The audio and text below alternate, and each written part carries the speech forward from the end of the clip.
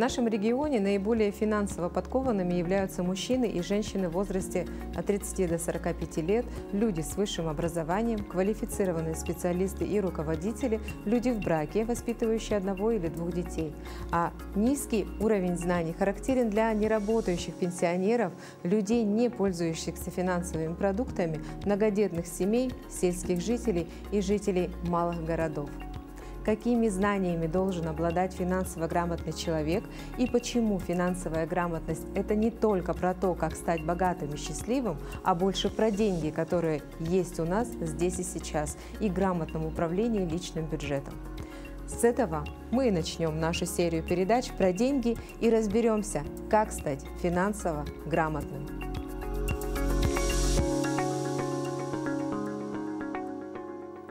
Начнем с частых ошибок, которые совершают наши соотечественники в охоте за быстрым доходом. У нас в гостях Светлана Платонова, финансовый советник компании «Беге Капитал», финансовый консультант, методист научно-исследовательского финансового института Минфина Российской Федерации, которая с 2018 года ведет работу в сфере финансовой грамотности и консультирует население. Светлана Александровна, здравствуйте. Добрый день. Расскажите, почему же до сих пор остается актуальная тема вовлеченного участия граждан в сомнительных проектах наподобие финансовых пирамид? Это в первую очередь желание заработать большие деньги за короткий срок. Но это, можно сказать, что невозможно. Хотя в некоторых случаях, конечно, бывают такие редкие исключения. Их очень мало. Так не бывает. И почему люди до сих пор верят в это? До сих пор верят в быстрый доход, хотя уже так много сказано о том, что финансовые пирамиды вовлекают высокими процентными ставками, гарантируют высокий доход, безрисковые операции и так далее. То есть уже мне кажется, что не должно уже быть никаких ошибок, да, у граждан, но все равно они верят и идут и совершают ошибки и теряют деньги. Почему так происходит? Как раз-таки приходят финансовые пирамиды в основном люди с очень низким уровнем финансовой грамотности. В беседе с такими людьми, когда уже они обращаются к финансовому советнику, выясняется, что у таких людей отсутствует подушка безопасности. Зачастую они используют кредитные средства для того, чтобы отнести их в финансовую пирамиду. То есть здесь нужно повышать уровень финансовой грамотности обязательно. Без этого никак. Потому что человек, который обладает определенными знаниями, да, он понимает, что, скорее всего, его вовлекают в финансовую пирамиду.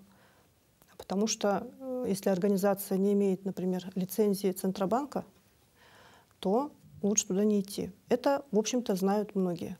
Да? Так же, как и часто даже вот в торговых центрах мы слышим информацию о том, что не стоит поднимать трубку от незнакомого телефонного номера, да, сообщать по телефону СМС-код, свои персональные данные, CVV-код от банковской карты. Да. Вот это мы слышим. Как-то это вот все равно. Каждый день мы читаем новости о том, что есть новые жертвы телефонных мошенников. Так же, как и есть постоянно жертвы финансовых пирамид. А как же отличить нормальную брокерскую организацию от финансовой пирамиды? Вот есть какие-то признаки, именно различия, чтобы были понятны простому обывателю? В первую очередь, как я уже сказала, это наличие лицензии Центробанка. Можно зайти на сайт Центробанка cbr.ru, там есть реестр финансовых организаций, и там данная организация должна присутствовать, там должен быть номер этой лицензии. Если такой организации, куда вы хотите вступить, да, нет, значит это финансовые мошенники, скорее всего. Можно посмотреть отзывы об этой организации в интернете. Но опять-таки нужно смотреть, чтобы это были объективные отзывы, а не те, за которые, возможно, они заплатили деньги, и кто-то написал положительный отзыв. Такое тоже может быть. Ну и, конечно же, можно проверить официальный сайт организации. Как правило, если это не профессиональный участник фондового рынка, да, или эта организация точно является финансовым мошенником, то там отсутствует информация о лицензии, отсутствует информация о официальной данной организации, а также можно найти грамматические ошибки. Даже такое бывает, да? И если говорить о финансовых инструментах, то какие из них необходимо тщательно изучить, чтобы не стать жертвой финансовых пирамид? Ну, я всегда рекомендую начинать с азов финансовой грамотности. Да? Это учет доходов и расходов. Также это нужно составить свою подушку финансовой безопасности. Также необходимо выработать привычку откладывать минимум 10% от дохода на накопительный счет с начислением процента на остаток. Также такие простые финансовые инструменты, как банковские депозиты. А если говорить про инструменты фондового рынка, то это облигации и акции. В первую очередь, конечно, облигации. Потому что, например, облигации федерального займа являются одним из наиболее надежных видов инвестиционных инструментов, представленных на фондовом рынке. Вообще инвестиции – это деятельность, связанная с тем, что мы вкладываем свободные денежные средства с целью извлечения прибыли. И здесь всегда существуют риски. И человек, который хочет инвестировать, он должен эти риски осознавать и принимать. То есть это не означает, что я обязательно, если вложу деньги, через 3-5 лет выйду с определенным высоким доходом. Потому что ситуация может измениться, и возможно, что через 3-5 лет будет какой-то финансовый кризис, и возможно, что у вас будет на счете меньше денег, чем вы вкладывали. Такое тоже может быть. И если вы инвестор, вы понимаете, что такое может быть, этот риск вы берете. В инвестициях нет никаких гарантий, в отличие, например, от банковского депозита. Если вы положили на банковский депозит денежные средства в размере до 1 400 000 рублей, то в случае, если, например, у данного банка отзовут лицензию, да, вы сможете вернуть вот эту сумму через агентство по страхованию вкладов. Можете быть в этом уверенными. В инвестициях такого нет. То есть если у вас там снизилась сумма ваших вложенных средств, да, в вашем портфеле, вы не можете сказать, что там через какое-то время все вернется так, как было. Возможно, да, а возможно, нет. Потому что в инвестициях законом запрещено оговаривать какую-то определенную гарантию высокой доходности. Можно сказать, что исторически какой-то инструмент показывал какую-то доходность, но гарантировать ее в будущем не имеют права. Поэтому если вы где-то слышите, что вам гарантированно обещают высокую доходность, то, скорее всего, это финансовые мошенники. И давайте проведем такой небольшой ликбез для наших телезрителей. Расскажем им, что же такое облигация, что такое акции. Ну и некоторые, еще раскроем некоторые понятия других инвестиционных инструментов. Ну, облигации – это долговые обязательства. То есть вы даете кому-то, это может быть государство в лице Министерства финансов, когда вы приобретаете облигации федерального займа, либо какой-то крупной корпорации, например, это может быть организация такая, как Сбербанк, Газпром или Роснефть, да? Вы даете им в долг определенные свои деньги, да? Покупаете их облигации. За это эта организация или государство, да, в лице Минфина вам выплачивает регулярно или раз в квартал, или раз в полгода купонный доход. Ну, по аналогии, как банки зачисляют нам проценты за то, что пользовались нашими деньгами, если мы положили свои деньги на депозит банковский. Акции – это все-таки участие в бизнесе. Это доля в бизнесе. Пусть микро-микро-микро маленькая доля, но все-таки вы становитесь акционером. И за это вы можете получать, помимо рыночного роста акций на рынке, на фондовом рынке, на бирже, еще и дивиденды. Это как дополнительная доходность получается. Да?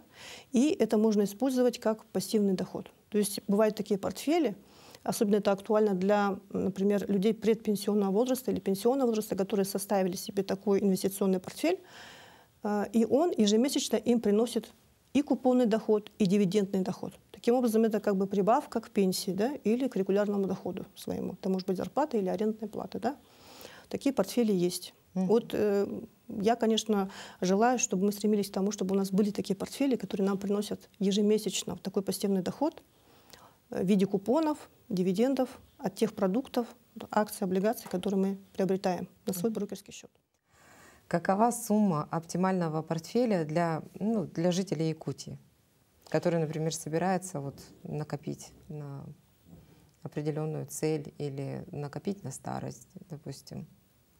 Это такой сложный вопрос, на который вот так ответить сходу невозможно. Почему? Потому что финансовый советник, к которому приходят с определенными запросами, да, он должен смотреть индивидуально на каждого человека. Все зависит от того, какая ему сумма нужна, его терпимость к риску. Почему? Потому что в инвестициях все сопряжено с рисками. Да?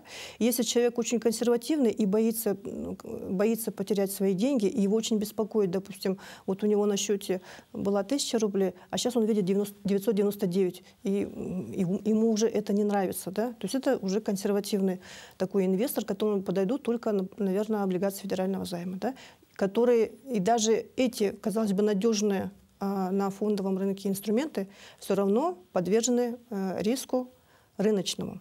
То есть в момент, когда вы захотите их продать раньше времени, да, раньше погашения, облигации они же погашаются в определенный срок, да, если вы купили раньше этого срока, вы дождетесь погашения там, и через 3 года, допустим, вы погасите, вернете свои деньги, плюс вам будут выплачивать купонный доход. Но бывают ситуации, когда деньги понадобились экстренно. И вот в этот момент вы продаете свои облигации федерального займа, а они дешевле, чем вы купили. Но это же рыночный риск, да? Вы его берете. Вот это я и говорю, что инвестиции всегда сопряжены с риском. А это самый надежный, считается, инвестиционный продукт, который есть на фондовом рынке.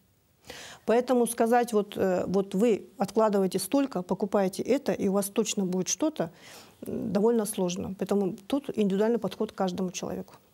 И кроме индивидуального подхода, я думаю, что каждый человек должен для себя самостоятельно определить те инвестиционные инструменты, которые он собирается использовать. Для этого ему нужно пройти обучение, потому что работа с инвестициями или с инвестпродуктами — это все равно как отдельная профессия. Потому что даже я, как финансовый консультант, иногда сталкиваюсь с небольшими сложностями, потому что это совсем другая сфера, в отличие от банковской. Нужно ли здесь приобретать дополнительные знания? Те знания, о которых так часто говорит нам Центральный банк Российской Федерации.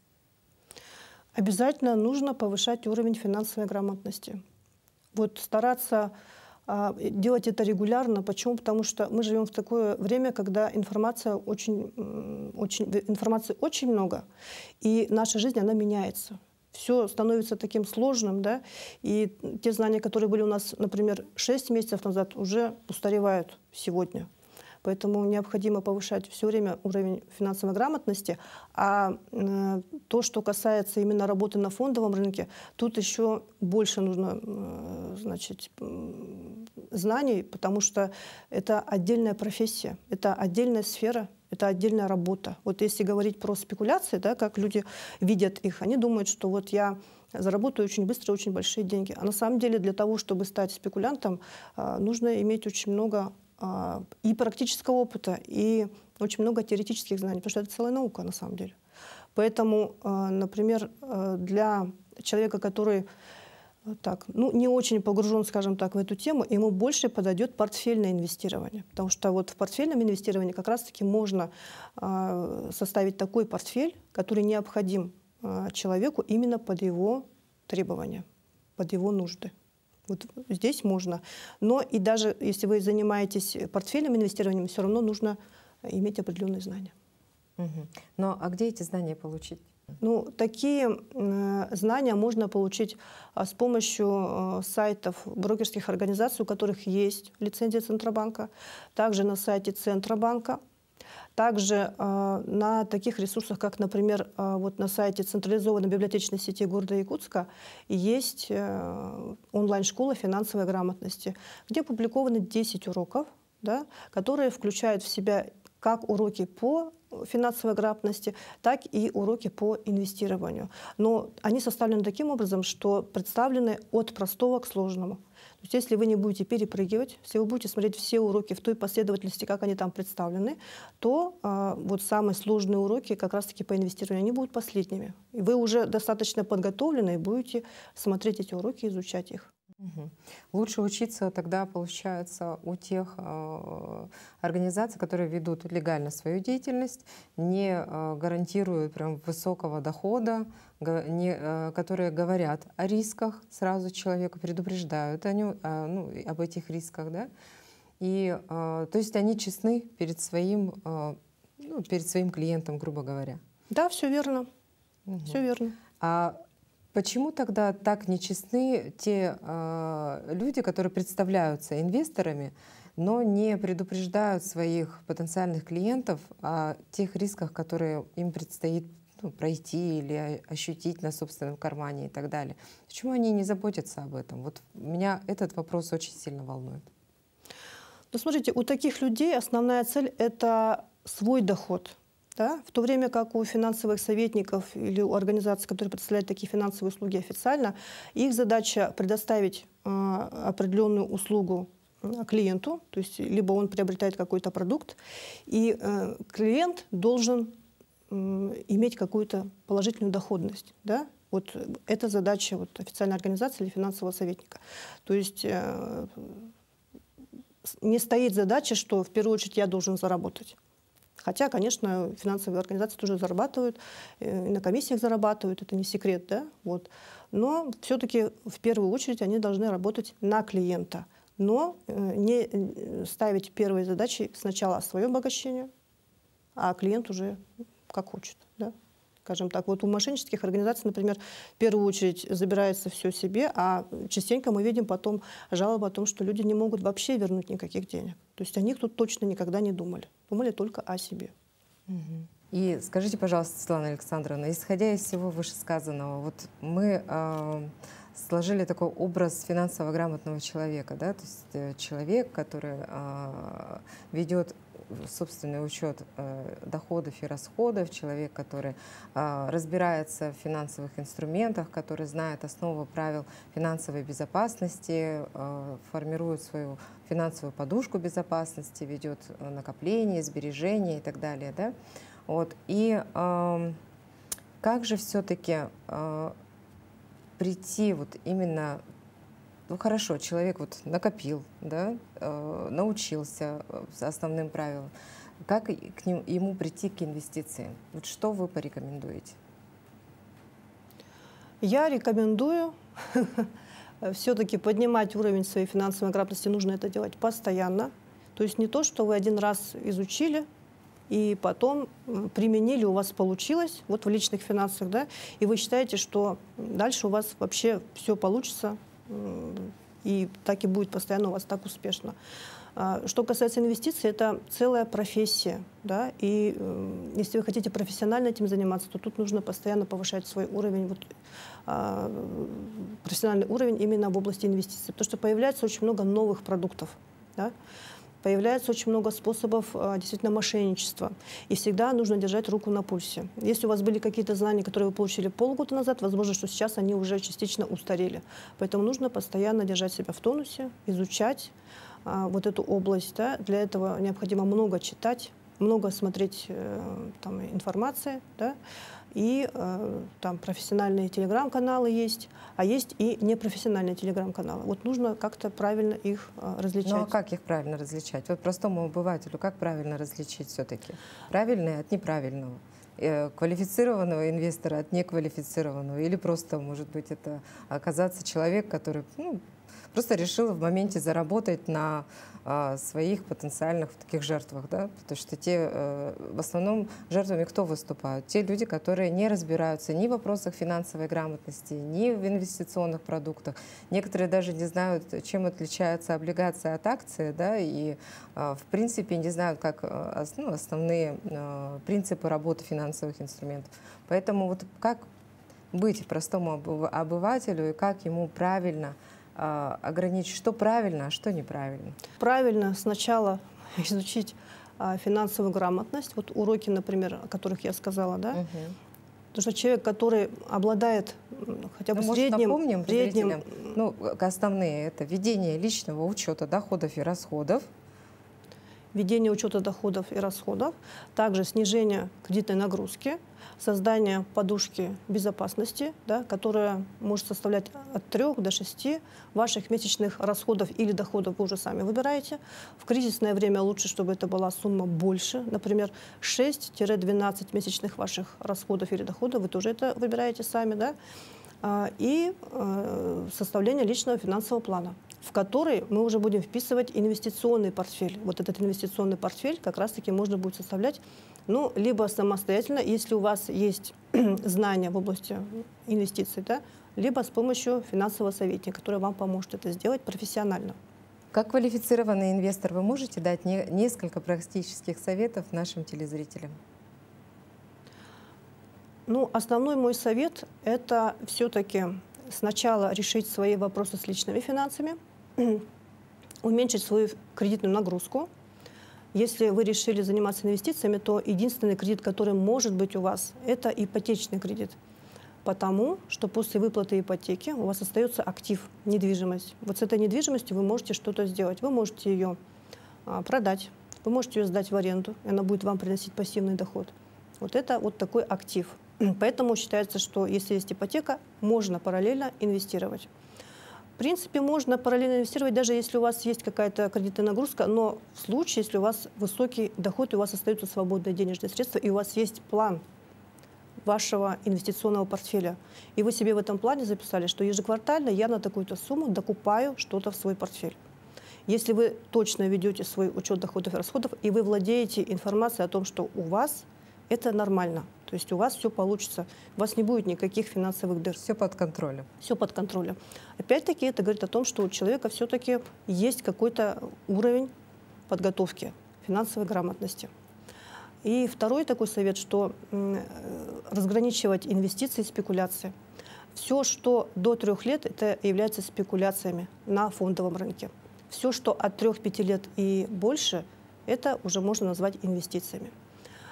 Если в спекуляциях вы можете в одном месяце получить хорошую доходность, высокую доходность, такое бывает, это не говорит о том, что у вас так будет всегда. Да?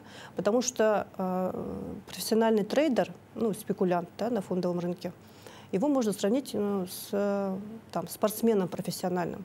Вот не все профессиональные спортсмены становятся олимпийскими чемпионами. То есть не каждый трейдер становится успешным в этой деятельности на фондовом рынке. Только 5% спекулянтов постоянно получают высокую доходность на фондовом рынке.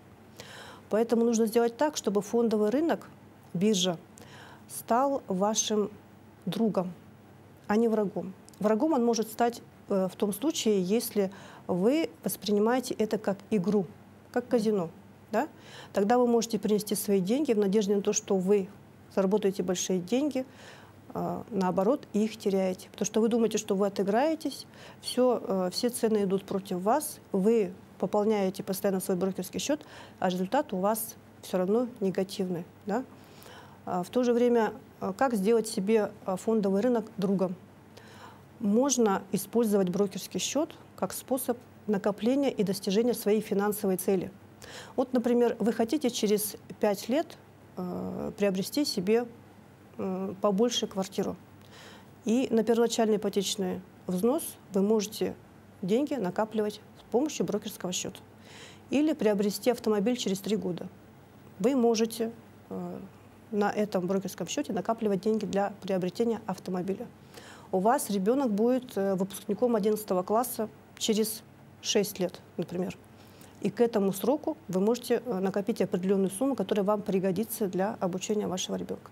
Вот в этом случае фондовый рынок, брокерский счет, инвестиционные продукты, такие как облигации, акции, паевые инвестиционные фонды, это такой большой пирог, да, которым управляют уже профессиональные управляющие. Да. У этой управляющей компании тоже должна быть лицензия Центробанка России. Вот тогда фондовый рынок и ваш брокерский счет будут вашим другом, и вы действительно накопите на свою финансовую цель. Спасибо вам большое, Светлана Александровна, что вы нашли время и пришли к нам первым гостем на нашу передачу. И я уверена, что после ваших практических советов я благодаря тому, что вы рассказали сегодня нашим телезрителям, все-таки многие задумываются о повышении своего уровня финансовой грамотности. Чтобы выработать в себе финансовую дисциплину, необходимо получить навык постоянного ведения накоплений, а сделать это можно только одним способом – выработать в себе привычку откладывать деньги. Итак, в передаче про деньги мы научим вас копить деньги. Первое, с чего необходимо начать – с каждого вида дохода откладывайте 10% в копилку. Копилкой может быть реальная копилка в виде традиционной свинки, специальный раздел в мобильном приложении банка, а в идеале это банковский вклад с возможностью пополнения. Второе. С любой суммы ваших трат начните платить себе кэшбэк в размере 10%. Складывать эту сумму можно по тому же принципу, что и в первом случае. Третье. Научитесь правильно ставить четкую цель ведения накоплений. Для начала это может быть определенная сумма. В этом вам поможет таблица Гаусса. Это обыкновенный лист, на котором написаны цифры от 1 до 100. С помощью такой таблицы можно накопить 5050 рублей. Если же написать цифры от 10 до 1000, то вы накопите уже 50 500 рублей. Начните уже сегодня, и вы убедитесь, что это совсем не трудно. С вами была передача про деньги и ее ведущая Рита Якушева. До новых встреч!